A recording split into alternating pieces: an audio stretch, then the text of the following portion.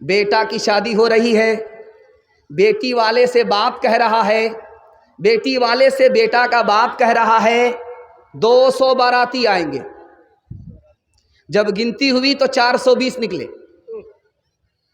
وہ 420 کا جو اضافہ ہوا وہ سب بچے تھے۔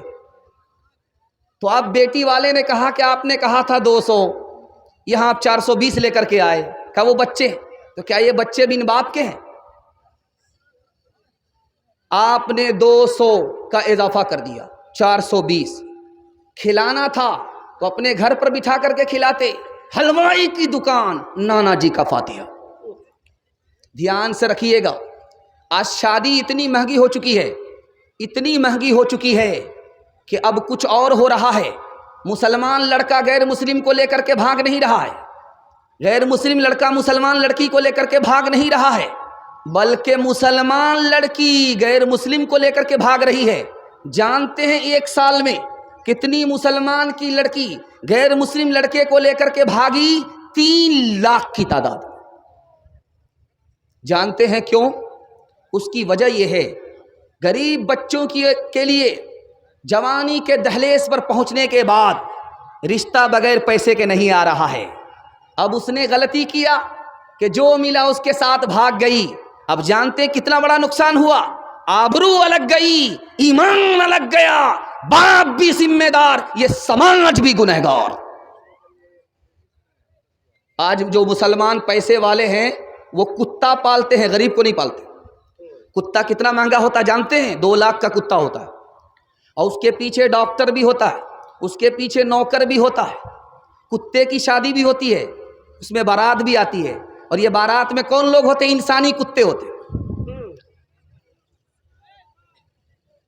حیرت کی بات آپ کو سنانے کے لیے جا رہا ہوں، یہی ہندوستان کے برابر میں ایک ملک ہے، اس کا نام ہے بنگلہ دیش۔ بنگلہ دیش میں مفت ساڑھی بانٹی جا رہی ہے، فری میں ساڑھی بانٹی جا رہی ہے۔ جتنی بھی غریب عورت تھی سماج کی سب آ گئی۔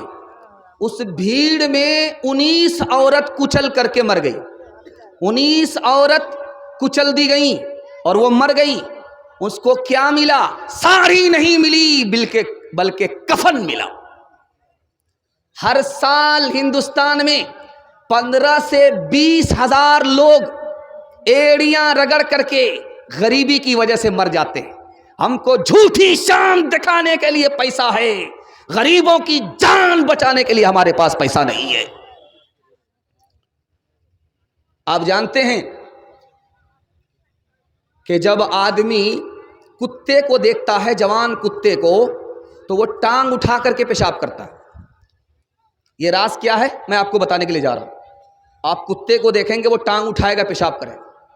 ٹانگ اٹھا کر کے کتا پیشاب کیوں کرتا ہے؟ کیونکہ وہ ٹانگ کو بچانا چاہتا ہے تاکہ پیشاب نہ لگے۔ لیکن اسی کتے کو آپ دیکھیں گے کہ پاخانہ اس کو زمین میں ملتا ہے، منہ سے اٹھا لیتا ہے۔ منہ کو پاخانے سے نہیں بچا رہا، ٹانگ کو پیشاب سے بچا رہا ہے۔ حرام کھانے والے کی مثال اسی کتے کی طرح ہے، جو بیٹا کو بیچتے ہیں، بیٹی والے سے پیسہ لیتے ہیں۔ یہ رشوت کھانے والے لوگ، حرام کھانے والے لوگ کتے کی طرح ہوتے ہیں۔ یہ پیشاب سے پخانہ سے اپنے کپڑے کو، بدن کو بچاتے ہیں، لیکن بیٹے کے مطالبے پر جو پیسہ ملتا ہے یہ حرام، یہ پیشاب پخانے سے بدتر ہے، اس کو حلق کے نیچے اتار رہے ہیں۔